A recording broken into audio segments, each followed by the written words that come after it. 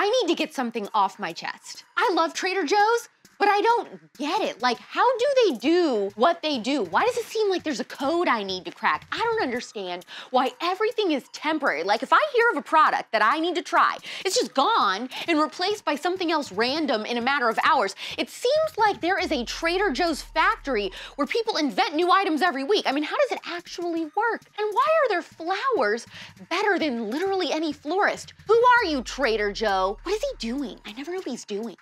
Okay, rant over. If you can't tell already, today is the epitome of a 5 orange juicy episode. 2 of these in a week? Like, I actually like you or something. Pet you and love you and hug you and squeeze you all up.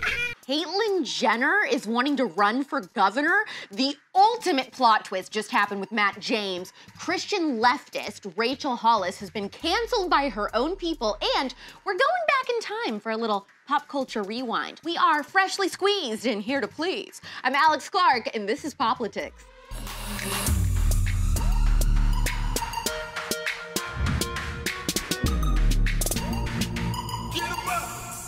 Caitlyn Jenner has allegedly been in talks with several political consultants and is eyeing the idea of running for governor as a conservative in California. It just got interesting. I know she's definitely right-leaning on all major issues. The only one I don't know is all the trans stuff when it comes to children. With all these governors right now saying that they'll allow boys to play girl sports and they won't say no to chemically castrating children, I wonder where she would fall. I mean, she's a very common sense person. So if I had to guess, I feel like she would agree that until you're an adult, you shouldn't mutilate your body, but who knows? A lot of conservative governors think that you should be able to mutilate your body as a child, I guess now, so you can't trust anyone. This is getting confusing. For the Cali CUTEservatives in the comments, how would you feel if Caitlyn Jenner was your governor? I gotta know. Okay, let me think about it. I have something to tell you that is so juicy and yet has made me so incredibly angry. Reality Steve says Rachel Kirkconnell and Matt James are back together. What? Why? If all this drama would have gone down privately and he wouldn't have completely hung her like that publicly, then maybe. But girl, he was awful to you. He put the nail in the coffin of your entire reputation. I am disgusted that you would go back to him if this is true. Disgusted. I don't wanna do this anymore. And he's a liar. He was willing to say all of that stuff to you and about you and call you a racist on national TV only to get back with you after. So he believes what he said or he doesn't. I mean, he wanted to remain the hero from the mob instead of protecting you. Either that or you both lied and you never broke up to begin with and you both wanted the fame. But if it was all real and then he reached back out, no ma'am. That's what you call a beta male, ladies. Find yourself a wolf, not a sheep. Cut the cord. That isn't love. Both of you need to move on. I've never been more annoyed in my life or despised a bachelor couple before more in my life. I am done. I don't deserve this. I really do not deserve this. I deserve somebody who gives a shit. I'm not spending one more second of this life with some inconsiderate prick. Speaking of a completely different Rachel now with an entirely different scandal, you know Rachel Hollis, the Christian author, right? She wrote Girl, Wash Your Face. Yes, I do. I know her. Okay, well, her whole thing is that she claims to be a Christian, but everything she posts is very progressive and woke and liberal. And now she's being torn apart for this TikTok she made. Doing a live stream, and I mentioned that there's a sweet woman who comes to my house twice a week and cleans. She's my house cleaner. She cleans the toilets. Someone commented and said, "You are privileged AF." And I was like, you're right. I'm super freaking privileged, but also I worked my ass off to have the money to have someone come twice a week and clean my toilets. And I told her that, and then she said, "Well, you're unrelatable." What is it about me that made you think I want to be relatable? No, sis, literally everything I do in my life is to live a life that most people can't relate to. Most people won't work this hard. Most people won't get up at 4 a.m.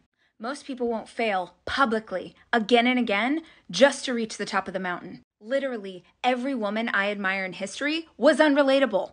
If my life is relatable to most people, I'm doing it wrong. Her followers were quick to point out how tone deaf this comes across, especially with her adding the names of multiple women of color in the caption that she thinks are unrelatable like her. One woman said, "I have no doubt that Rachel does work hard, but her acting like hard work equals automatic ability to live your best life is problematic. It's not that simple. There are many people who also work hard and wake up at 4 in the morning but still don't have what Rachel Hollis has." I don't understand how someone can have so little self-awareness. You know, I'm just sitting here getting my relaxation on, loving and basking in the fact that it's always the white progressive liberals that are racist. It is not the conservatives. Rachel simply said out loud what all of the moral elitist leftists believe. It's the liberal savior complex. You think that you're so woke that you should be at the top of the totem pole and worshipped, especially by the blacks. Kudos to you, bitch. The next book Rachel writes should be Girl, Get a Grip. It's Thursday, which means we gotta do a little pop culture rewind and throw it back to see what happened this week in pop culture history.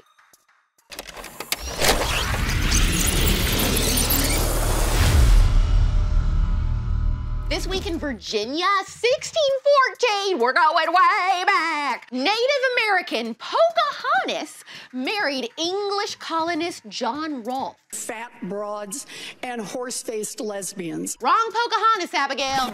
Now, a long jump forward to 1964, the Beatles occupied all of the top 5 positions on the Billboard singles chart this week in the United States with Can't Buy Me Love, Twist and Shout, She Loves You, I Wanna Hold Your Hand, and Please Please Me. I wanna hold your hand.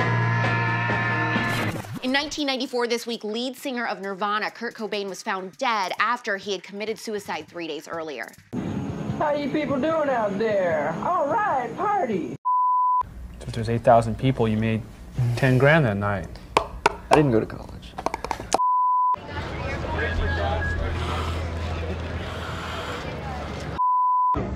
Yep, that's right. Hey, can I have that cookie too? Awards and take them home and, put them there. In 1998, a little worm was born, and then she got her butterfly wings, and now she works at TurningPointUSA. It's producer Abigail's birthday. She's 84. Doesn't she look great? So y'all make sure you say happy birthday to producer Abigail. Hey, Alex, where are you? Are we filming an episode today? I can't. I'm sick. Boo. I want to play a game. Okay, well, I want to go home on time, so... Huckleberries are from Montana. That's my state. That's my state. That's my state. You're doing great, sweetie. Oh my gosh.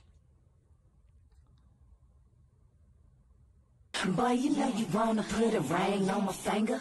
Sitting out and make him wanna marry me.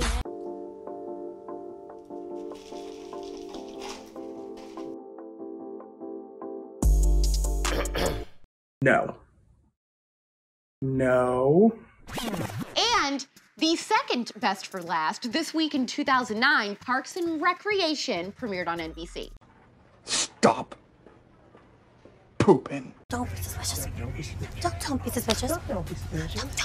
Don't be suspicious. Donnie. Oh, for cripe's sake.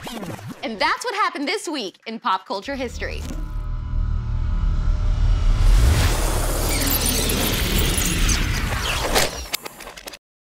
Okay, remember a few days ago when I told you guys that you had to watch Behind Her Eyes on Netflix? Is that what it's called, Abigail? Yes. Okay, I said that you all had to watch this show. It was super short, sweet, but it had a crazy ending.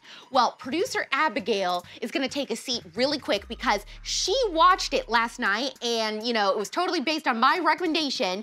And so I want her 15-second reaction without giving away any spoilers of how she felt because she was so in her feels about it that she had to call me to talk about it. Okay, producer Abigail, come sit here really quick. Okay. 15 seconds, not enough for this show. This is a problem.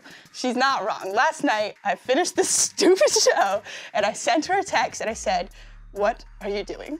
You need to call me right now. And I don't even know what to say. How do you talk about this show without giving it away? It was so whack. Okay, I am usually the kind of person who can kind of guess what's gonna happen in a show, and usually I know, by the end of the episode, or by the middle of the episode, I know what's gonna happen in the end. And I'm sitting through every single episode of this show. I'm like, okay, I get it. I see what you're doing. And the next episode, I'm like, oh, no, I don't see what you're doing. I am so lost. And then the next episode, I'm like, okay, I'm back. I got it. And then the next episode, I'm like, no, I don't got it. I don't know what's happening. And then the ending comes, and it is, I mean, if you think M. Night Shyamalan writes some twists, this is beyond that. I don't know what to say. Please watch this show and message me on Instagram because I really need to talk to someone and I really don't want to talk to Alex because I am mad at her for making me watch this show. I ruined my birthday. It's over. I'm done. I'm gonna cry. So how many POPlitics stars out of 5 would you give? On a 5 orange juicy scale, I would say 4.5 oranges. Only because sometimes the acting was like a little bit weird. Sometimes it wasn't that great, but otherwise, it was really good. I thought it was really good. That was way longer than 15 seconds, Abigail. Yeah, I'm fired. Great. Goodbye. Don't talk to me ever again. And we're back. Okay, but the point is, Abigail, is that was my recommendation, like, do you totally regret watching it, or it was a good recommendation, right? Yes, yeah, she says yes. Okay, hit the heart before you leave. Do you think Caitlyn Jenner for California governor is a good or bad idea? And how do you feel about Matt James and Rachel supposedly getting back together? Share this episode with one friend who watched Matt James' season and one who lives in Cali, and hit that save button. We're back tomorrow at 4 p.m. Eastern, 1 p.m. Pacific. It's pop culture without the propaganda every single day. I'm AlexClark, and this is POPlitics. Okay. Save the coughs for the end, please. I'm just kidding.